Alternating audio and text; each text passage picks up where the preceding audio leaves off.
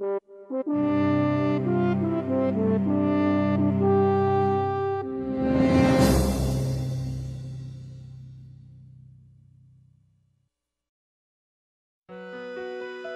region of the upstate of South Carolina is a wonderful area, but like many places, it has its own set of risks and dangers from weather.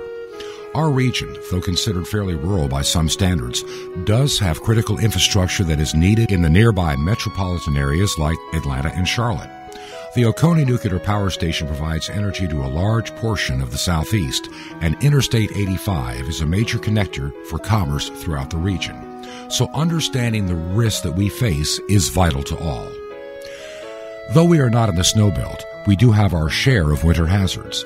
Typically, we seldom see large amounts of snowfall, but weather patterns for us put us at risk for ice storms. Rain, when temperatures are near the freezing mark, can form ice on roads, bridges, trees, and utility lines. As ice forms on the roads, driving conditions become far more difficult than even in a regular snowfall. Ice on trees can cause limbs to fall, and on power lines can cause widespread power outages. Another risk we face is from tornadoes, which is our focus today. Tornadoes have been reported in every state, and though they generally occur during the spring and summer, they can happen at any time of the year. While tornadoes can occur at any time of the day or night, they are most likely to occur between 3 in the afternoon and 9 o'clock at night. There are no areas immune to tornadoes. They have been reported in mountains, in valleys, over deserts and even swamps, from the Gulf Coast to Canada, in Hawaii, and even Alaska. In the 60-year period from 1950 through 2009, an average of 15 tornadoes occurred per year in South Carolina. In the 20-year period from 1990 to 2009, the annual average was 28 tornadoes per year.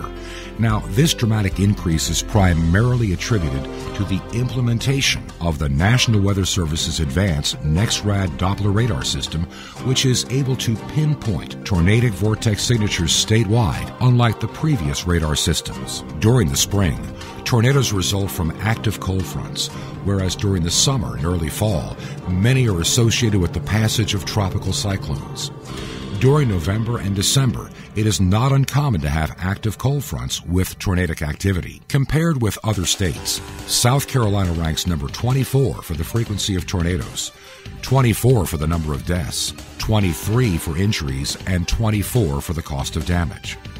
When we compare these statistics to other states, by the frequency per square mile, South Carolina ranks number 18 for the frequency of tornadoes, number 21 for fatalities, and number 18 for injuries. Anderson County, since 1950, has experienced over 30 known tornadoes causing millions of dollars in damage. On April 30th, 1924, the highest tornado death toll in South Carolina's history occurred when 2 tornadoes struck. The path of both were unusually long, each over 100 miles. Together they killed 77 persons, injured 778 more, destroyed 465 homes, and many other buildings. It resulted in millions of dollars worth of damage. 1 tornado remained on the ground all the way from Anderson County to York County, South Carolina. On March 31st, 1973, a series of tornadoes broke out in Georgia and South Carolina. 7 people died as a result of one of the tornadoes in the Abbeville area. In fact, in 1973, 17 tornadoes were recorded in the region. In August 2008, 2 tornadoes swept through Clemson and Townville. Back in April of 2010, a team from the National Weather Service in Greenville-Spartanburg confirmed that 2 tornadoes touched down in the region, one near Fairplay in Oconee County and the other on Harper Road near Pendleton. These are just a sampling of a few of the tornado events that have occurred in our area in recent years. The truth is, tornadoes are always a real possibility in our region, and how we plan and how we give notification to the general public, how we provide information on what citizens should do in the event of a tornado watch or warning, and how we respond is vital. Unlike years past, we now have more avenues to give notification when tornado activity occurs. While a NOAA weather radio is still an important part of the public notification system, we now have real-time weather alerts via text messaging. The new Common Alert Protocol system known as CAPS, along with the Integrated Public Alert and Warning System known as IPAWS. These can be used to notify the public. With IPAWS, there is greater access on a local and regional level to the emergency alert system, which is employed at radio and television broadcast facilities as well as cable TV providers. All these are new and improving technologies that can be employed in the task of both preparation and response.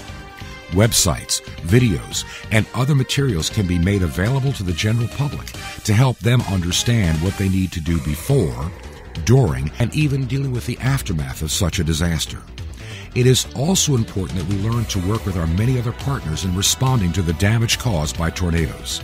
Partners such as fire rescue, law enforcement, EMS, street department and public works, even animal control, utility companies, and charitable agencies like the Red Cross are our vital partners in our community response.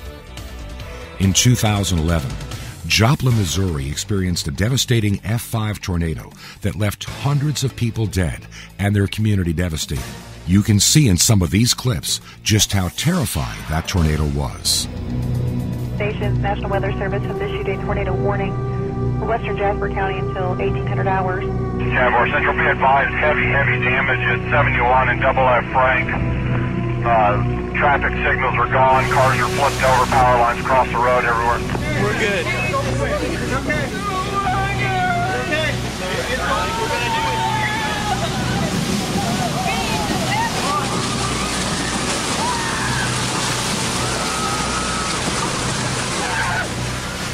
It's pretty bad. It's going to be hard to get through here. I'm trying to check houses, but it's been slow going. Got a subject trapped in a vehicle, severely injured. Trying to get an ambulance from Home Depot to come up here to help, and is there any fire units I can help with extrication?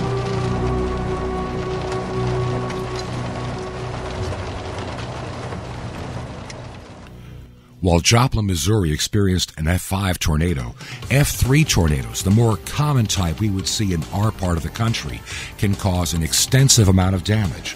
These F3 tornadoes, even one single F3 tornado, can cause millions of dollars in structural damage, can cause severe injury, and even death. As mentioned before, tornadoes can even travel a large distance. As senior officials and stakeholders in emergency management and preparedness, it is our responsibility to be mindful of the risk, have a plan of action and response in place, educate the public of the real and present danger, and use all tools possible to minimize the impact tornadoes can bring. While not much can be done in terms of the physical damage these deadly storms can do, we can minimize injury and death with ample notification and a quick response to the areas affected. With tornadoes in our part of the country, it's not a matter of if one will occur, it's simply a matter of when.